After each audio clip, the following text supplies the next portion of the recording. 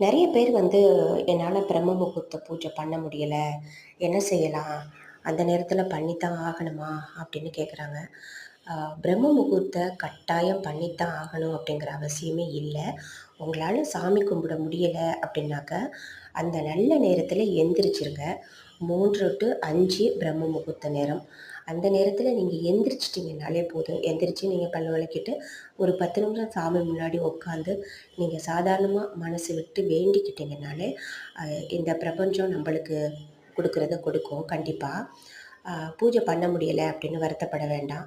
நீங்க விளக்கேத்தி சாமி கும்பிட்டுட்டு கேட்டாலும் சரி, கேட்கலனாலும் நீங்க அந்த நல்ல நேரத்தில எந்திரிச்சிட்டீங்கனாலே, நம்மளுக்கு மைண்டு அன்னைக்கு நாள் ஃபுல்லா ஃப்ரெஷ்ஷாவே இருக்கும். அந்த டேவே ஒரு நல்ல ஒரு பாசிட்டிவ் எனர்ஜியோட போகும். நீங்க லேட்டா எந்திரிச்சு பாருங்களேன், அந்த நாள் ஒரு மாதிரியா டல்லா போற மாரி இருக்கும்.